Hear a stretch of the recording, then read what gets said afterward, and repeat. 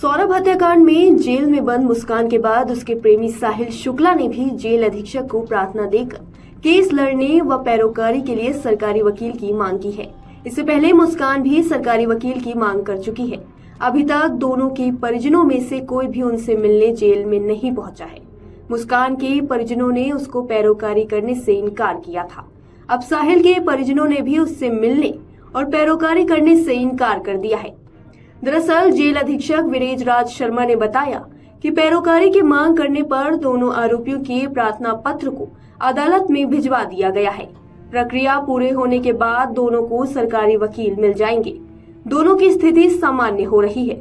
हालांकि अभी भी दोनों को निगरानी में रखा गया है। योग और नशा मुक्ति केंद्र में उनकी काउंसलिंग कराई जा रही है ताकि वो नशे की गिरफ्त से बाहर आ सके। डॉक्टरों से भी उनका उपचार कराया जा रहा है। दोनों को सुबह चाय, इसके बाद नाश्ता, दोपहर में खाना और शाम को फिर खाना दिया जा रहा है। पहले 4 दिनों तक उन्होंने खाना बहुत कम खाया था। अब वो भरपेट खाना खा रहे हैं। अन्य बंदियों को भी उनसे बात न करने की हिदायत दी गई है। वहीं जेल में बंद मुस्कान ने एक बार भी अपनी बेटी को याद नहीं किया।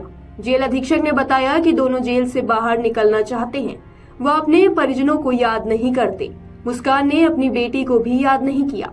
जेल मैनुअल के अनुसार 10 दिनों के बाद उन्हें काम करना होगा। महिला जेल में सिलाई और फुटबॉल बनाना सिखाया जाता है। मुस्कान से पूछा जाएगा कि वो क्या करना चाहती है। उसके बाद उसका ही प्रशिक्षण दिया जाएगा। जेल अधीक्षक ने बताया कि जेल के नियम के अनुसार महिला बंदी की हालत को देखकर महिला डॉक्टर ही प्रेगनेंसी टेस्ट कराने की मांग करती है। इसके बाद जिला चिकित्सालय में उसका प्रेगनेंसी टेस्ट कराया जाता है। अभी डॉक्टरों ने इस टेस्ट की सलाह नहीं दी है। वहीं मेरठ के सौरभ हत्याकांड के मामले में रविवार को ड्रग्स विभाग की टीम भी हरकत में आ गई। टीम ने खैरनगर स्थित उषा मेडिकल स्टोर पर छापा मारा। मुस्कान ने इसी मेडिकल स्टोर से सौरभ को बेहोश करने के लिए मीडाजोलम का इंजेक्शन खरीदा था। टीम ने मेडिकल स्टोर का 1 साल का सेल्स और परचेज का रिकॉर्ड कब्जे में लिया है और अग्रिम आदेश तक दवाइयां बिक्री पर रोक लगा दी है। टीम ने मेडिकल स्टोर संचालक अमित जोशी से पूछताछ की है।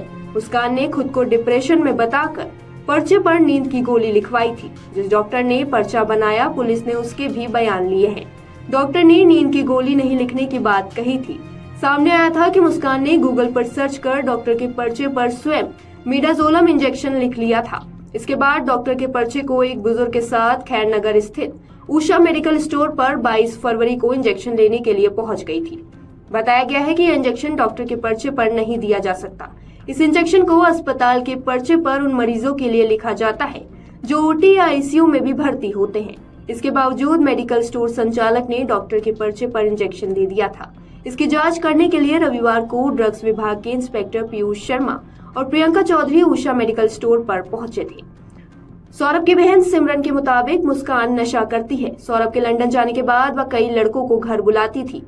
फिल्मों में काम करने की बात कहकर वह घर से गाजियाबाद भाग गई थी। वह नोएडा में किसी लड़के के साथ 5 दिन तक रही थी।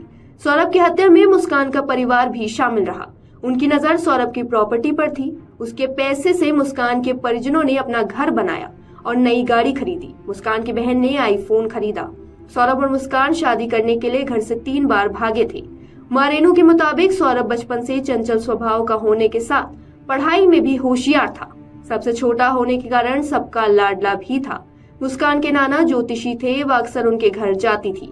इसी दौरान सौरभ और मुस्कान की मुलाकात और दोस्ती हो गई। तब 13 साल के रहे सौरभ को पहली नजर में मुस्कान भा गई। 5 साल तक एक दूसरे के प्यार में रहने के बाद दोनों ने शादी करने का फैसला लिया।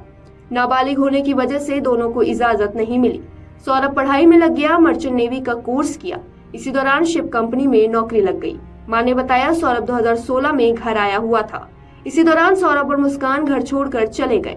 तब शिकायत पर पुलिस दोनों को तलाश कर लाई थी। परिवार के समझाने पर ही दोनों नहीं माने।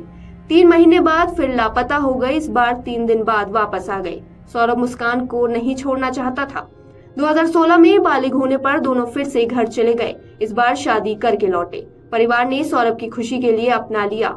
6 महीने ससुराल में रहने के बाद मुस्कान परिवार में झगड़ा करती थी। परिवार को जेल भिजवाने की धमकी देकर डराने धमकाने लगी। इस पर पिता ने घर से बेदखल कर दिया। सौरभ किराए पर मकान लेकर रहने लगा।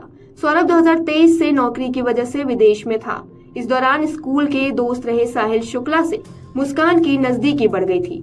भाई राहुल के मुताबिक सौरभ मुस्कान को हर महीने 50,000 रुपए भेजता था। सारी डिमांड भी पूरी करता था। मुस्कान का किसी लड़के से प्रेम प्रसंग है। इसका पता चलने पर सौरभ ने बड़े भाई को बताया था।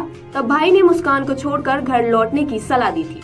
सौरभ ने तलाक की प्रक्रिया शुरू की थी, लेकिन मुस्कान तलाक नहीं देना चाहती थी।